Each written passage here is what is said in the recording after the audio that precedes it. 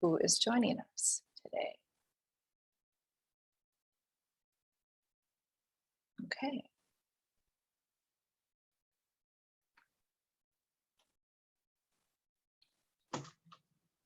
I'll start my video. I think, can you all see me and the presentation slide as well? Yes. Okay, I'm not in the middle of the slide. Am I off to the side? Yes. Okay, excellent. Okay. Well, it is 1:03 and it seems like the pace of people coming to the meeting has slowed a little bit, so I will get started. I just want to thank you all for joining us this afternoon. My name is Corrine Fallett, and I'm with the Wisconsin Department of Agriculture, Trade, and Consumer Protection. And today we are, we're calling it our kickoff meeting. We are embarking on a rule revision process for ATCP 50, which is the administrative code that is for our soil and water resource management program. And so we wanted to take some time to have a meeting where we could share some information about what we expect with this rulemaking effort as we just get started. So we know that there are a lot of people who have an interest in this rule, and this rule affects a lot of people. So we're really glad that you could join us today. We will be giving the same presentation next week as well, because we know that there are probably people who are busy today but still want to view the presentation. We also are going to be posting this on our website as well, and we'll be posting that web link. Maybe Lacey or Alex can post that in the chat now, just in case you want to bookmark that rulemaking website that we have.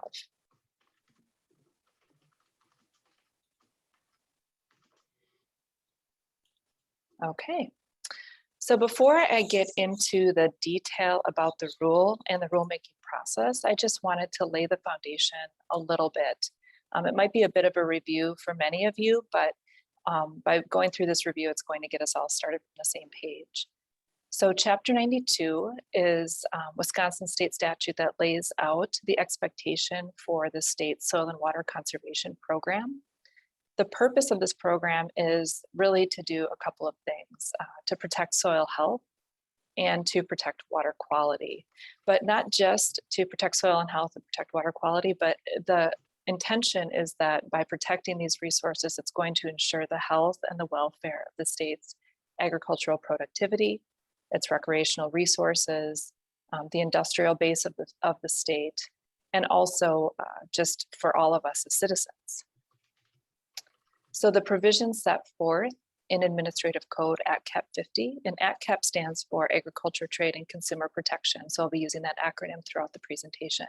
But the provisions set forth in this code serve to implement the state's soil and water resource management program. And it's this administrative code that's going to be the subject of our rulemaking effort over the next couple of years. So we aren't looking to make changes to the statute, but we do want to consider how the provisions in ATCP 50 serve to implement the state's soil and water conservation program. So many of us who work for DATCP or for the state in general, we spend a lot of time with the rule language and reading the rule, but I know that for many of you, your focus is not on reading administrative code, but instead is on working with farmers or producers, landowners, the members of your organizations. So we just wanted to give a quick overview of what is actually in ATCP 50. ATCP 50 is a really big rule. There's a lot in it. And so I just wanted to touch a little bit briefly on how the rule is organized and what's covered in the different parts of the rule. And that's what's shown here on this slide. The code itself is broken up into 8 different subchapters. These subchapters include the provisions for a wide range of topics, from the definitions that are important to be able to understand the code itself, to the more specific details about the administration and the implementation of various aspects of the state programs that are covered within it. So Like I said, this slide just lays it out, and we'll have this on the webpage for reference if you want to go back and look at it, but this is also in ATCP 50. More specifically, the administrative code provides rules that enable the department to administer programs and provide the support that's necessary to meet the basic goals that are set forward in Chapter 92. And those basic goals, again, are protecting soil health and water quality. The rule establishes the framework for providing cost sharing to landowners. So this cost sharing is for things like nutrient management planning and putting in conservation practices. The rule also describes the parameters for grants, including the requirement that for when cost sharing needs to be provided. The rule also lays out what costs must be included in those offers of cost sharing that are given to landowners. So these costs might include something like the cost of the practice itself, as well as other eligible costs, such as recording fees if something needs to be recorded after it is completed. The rule also sets maximum cost share rates and cost share percentages. And then finally, the last subchapter in the rule, it identifies the conservation practice standards that can be cost sharing, that can be cost shared. And these practices include things such as manure management strategies, stream bank and shoreline stabilization, and efforts to control and minimize soil erosion.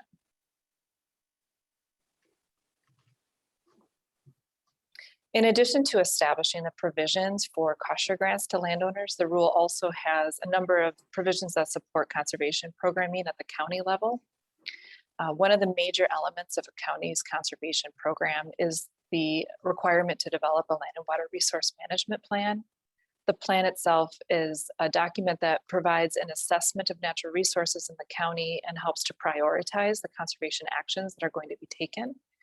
The rule itself lays out the requirements that must be met in that land and water resource management plan in order to be approved. And then once that plan is developed and approved, the counties themselves become eligible to receive grants through our state soil and water resource management grant program. And it's these grants that provide support to pay for county staffing and to provide cost sharing for landowner conservation work as well. And then the rule describes the process for allocating these grants and identifies the priorities that are considered when we're making grant awards. The rule also affirms the conservation requirements for landowners in the Farmland Preservation Program and lays out the expectations for counties as they work with these landowners. Soil and water conservation professionals across the state are really critical to the success of meeting Wisconsin's conservation needs. The state does authorize us, DATCP, to certify conservation engineering practitioners. These practitioners provide services to producers and to landowners to plan, design, and install conservation practices. And it's within ATCP 50 that the requirements for the certification and the process to receive the certification is laid out. The rule also lays out the qualifications that are needed to become a qualified nutrient management planner, and it establishes the requirements for labs to become certified by the state as a certified soil testing laboratory or as a certified manure testing laboratory. And then finally, in recognition of the need for continued education as things change, there's a need for continued education and training. And so the rule does establish an expectation that the state is going to ensure that there are adequate opportunities to continue to grow the knowledge and the skills that are necessary in order to ensure that we can continue to meet the state's conservation needs.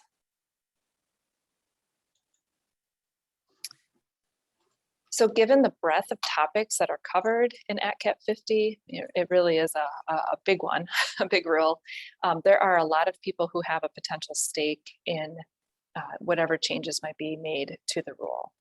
The stakeholders include producers and landowners, individuals who provide services to farms at all levels of government as well, from local, state, and federal, as well as non-governmental organizations. And the general public also has a stake in what happens with the rule.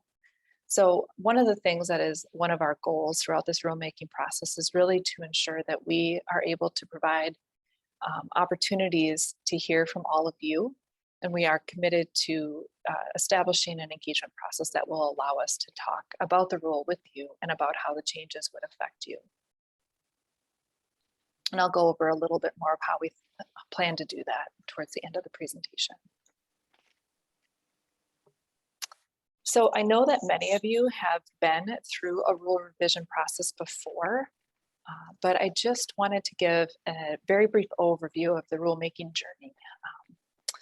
So the first step is the rulemaking begins with a statement of scope. And the scope statement does what it sounds like. It describes the anticipated scope of potential changes to the rule. And this statement of scope is something that we develop at the agency. Once we get our scope statement approved, then we can start to dig into any of the details of the proposed revisions and proceed with drafting the revised rule language. So the scope statement for ATCP 50 was approved by our policymaking board, the ATCP board, the Agriculture Trade and Consumer Protection Board, on October 26th of last year. So now that moves us out of that first box into that second box, the initial drafting phase. And it's this phase that is really the longest phase. It usually takes between 12 and 18 months to do this, and there's a variety of reasons for that. One of them is because this is the opportunity we have to get input from you all, from all of the stakeholders involved, and talk more specifically about the details of the potential rule change or the rule changes. And again, one thing I want to make sure to note about the process is that just because we have identified something in the scope, it does not mean that there's going to necessarily be changes to that part of the rule, but instead it's that by having something in the scope statement, it does give us the opportunity to talk about whether changes are needed, and if so, what those changes should be.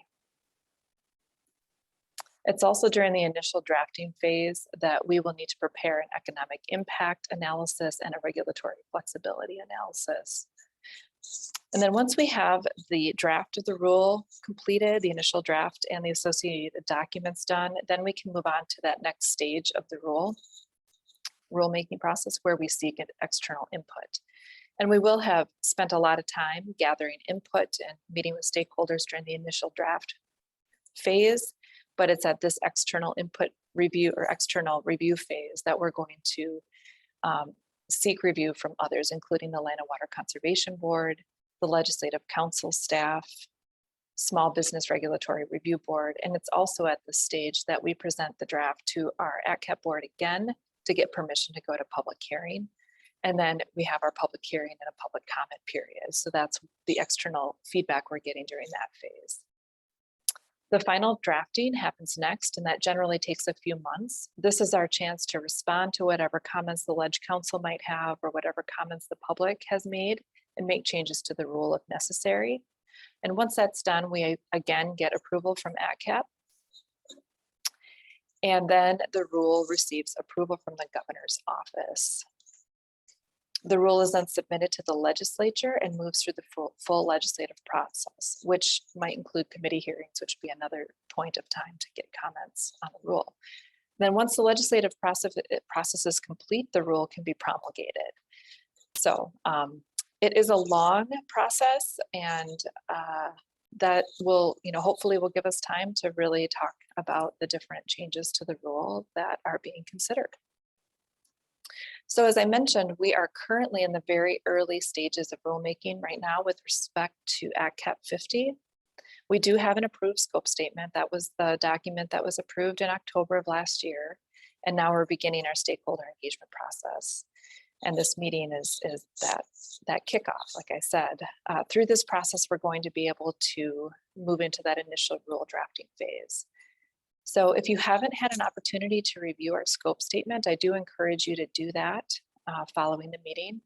You can get to the scope statement through our website, and it's also on the legislature's website as well. So our scope statement identifies two main objectives for our rulemaking efforts. The first is we want to consider the changes that are going to be needed to support the implementation of the Solarian Bedrock Performance Standard. And then second, we will also use this opportunity to consider how to update, simplify, or clarify the existing rule to ensure that we have the continued support for conservation activities across the state.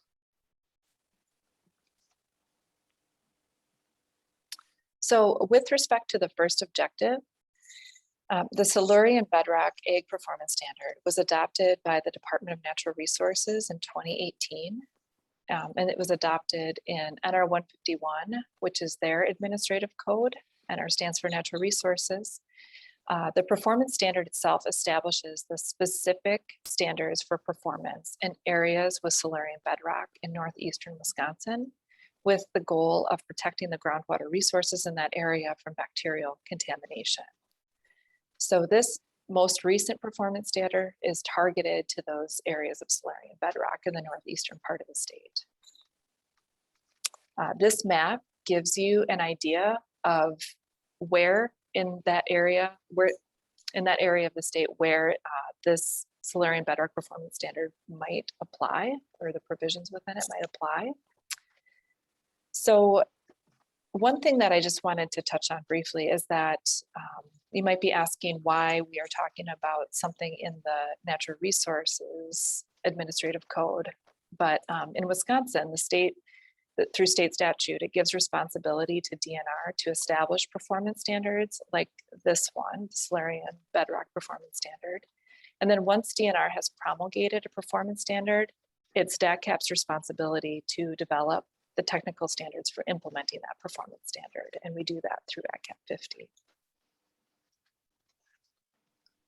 As we work through what is needed to implement the Silurian Bedrock Performance Standard, we do anticipate that there's going to be two main areas for discussion. The first is going to be identifying the conservation practices that can be used to meet the Silurian Bedrock Performance Standard and whatever associated cost sharing requirements might be associated with those practices. Some of this might already be in ATCP 50, but we want to just make sure that we are able to talk about other possible practices that aren't included that maybe should be. We also want to engage in a conversation about our new technical standard, which is titled the Verification of Depth to Bedrock. As part of this rule process, we want to have hear from you about how to best incorporate the new technical standard into the soil and water conservation program. The technical standard, this Verification of Depth to Bedrock technical standard, it was developed to assist landowners in that Silurian dolomite area of the state that is in that targeted area to meet the requirements of the Silurian Bedrock Performance Standard. Our technical standard, our Verification of Depth to Bedrock technical standard itself, it does not create any new manure or nutrient application requirements or standards. What it does do is it provides a process for landowners to verify if their farm fields are impacted by DNR rule requirements. The standard itself, the technical standard, was developed through the Standards Oversight Council process and used a diverse team of experts from state, local, and federal conservation agencies, as well as some private agronomists and university researchers to develop that technical standard. And you can access the technical standard itself and some supporting documentation about that from our website.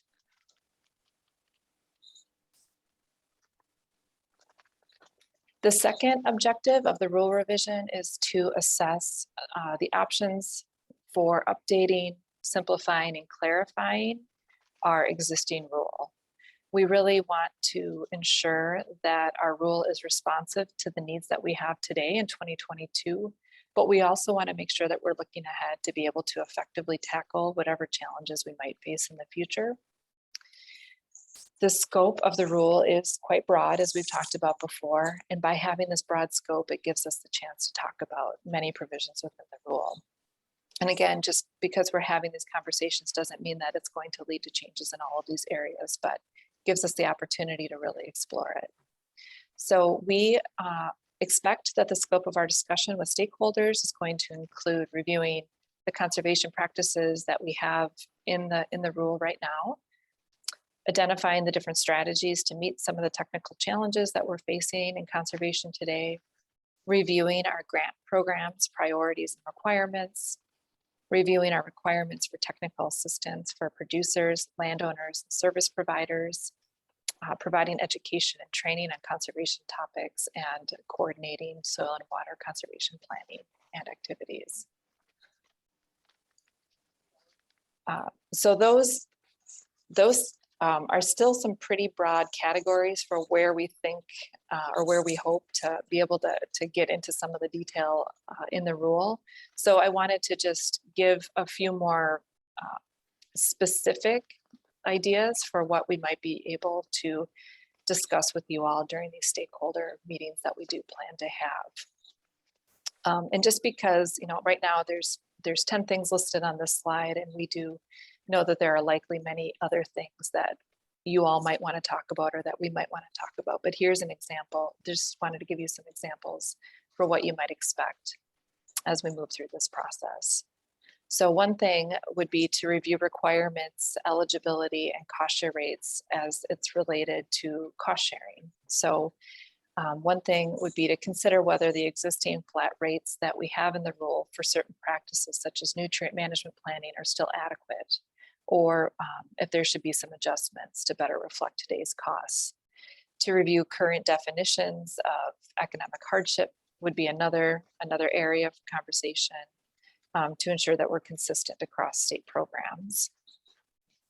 We may want to review the thresholds that are set for when a project needs to be recorded or when bidding is required. So right now, recording is required when over $14,000 is provided in cost sharing, and bidding is required when $25,000 in cost sharing is required. So we might want to consider adjusting those amounts. We may want to review the percentage that's allowed to be used for engineering services. We might want to have some discussions about clarifying the length of cost share requirements and when, where there's some confusion. We've had some confusion about some of the different areas in the rule that talk about length of cost sharing. We may want to review cost share rates that are allowed for practices that are not agricultural. Right now, that current rate is set to 50%. We may want to consider incentive payments as an allowable use of our grant funds. Currently, the rule provides guidance for how we use funds for cost sharing, but doesn't have a lot of clear language for using funds for incentive payments. And this is something that we know is a growing area of interest. We might want to review the eligible costs for when we do give grant funds out. So grants aren't just provided to help landowners. We also provide grants to counties and to other project cooperators who provide support for conservation.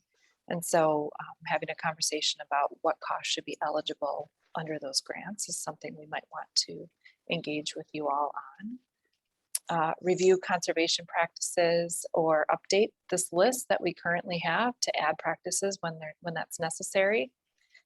We do have a very long list of conservation practices that are currently available for cost sharing, but this part of the rule really hasn't been updated in a long time. And there's a lot of new conservation practices that are out there. And so we might want to update this list to incorporate some of those. We may want to review application and reporting requirements for counties. In order to receive grant funding from us, counties have to complete an annual application and an annual report, and we want to make sure that we're asking for the information that we need and not asking for things that we don't need. And then we might need to make changes to our certification program or update our training provisions. And that would better reflect the current status of the program that is very similar to the federal job approval authority, but is different. So those are just some more detailed examples of the types of conversations that we are likely to have as we go through our stakeholder engagement process. So, thinking back to that earlier slide about the rulemaking process, I just wanted to give you a sense for where we're at now. We made it through that scope statement approval process, and we're beginning our stakeholder engagement and initial drafting phase.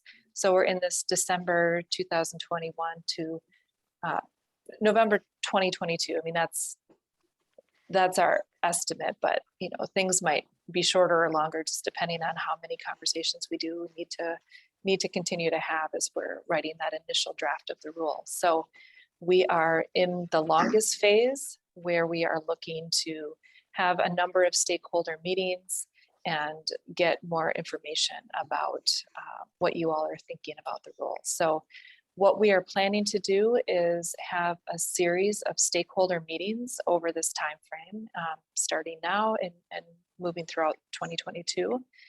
The meetings we expect, or we plan to make them topical. So they'll be focused on some specific topics. So for example, they might be focused specifically on issues related to the Solarian Better Performance Standard. And then there might be another meeting that's more focused on cost share requirements, and perhaps another meeting that's focused more on conservation practices and which ones we might want to update the rule with. So our intention is to have these more topical conversations throughout the year. And we invite representatives and members of stakeholder groups that are affected by those changes to attend and participate in those meetings as well. The meetings are going to be open meetings, and so if they'll be publicly noticed, and if a topic is of interest, you're welcome to attend.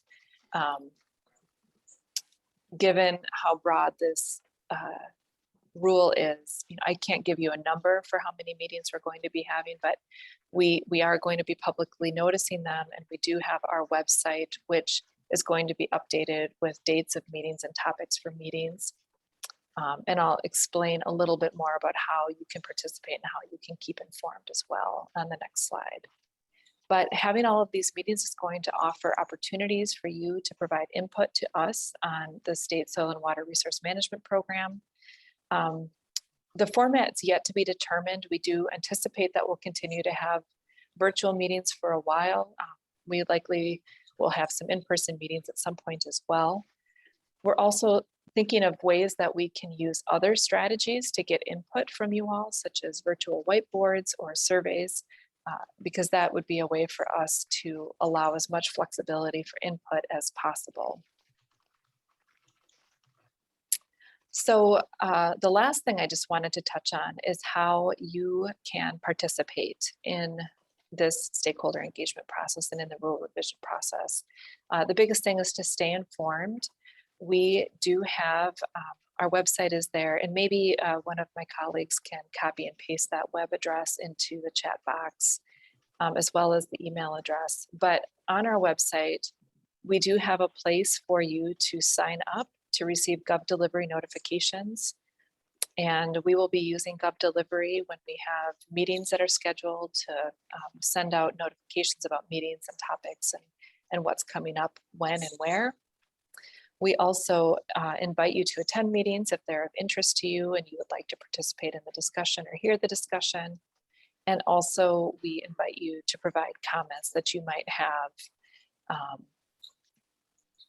with us. And we have that website, datcaplandwater@wisconsin.gov, which is a place where you can send questions to or comments to us as we go throughout this process.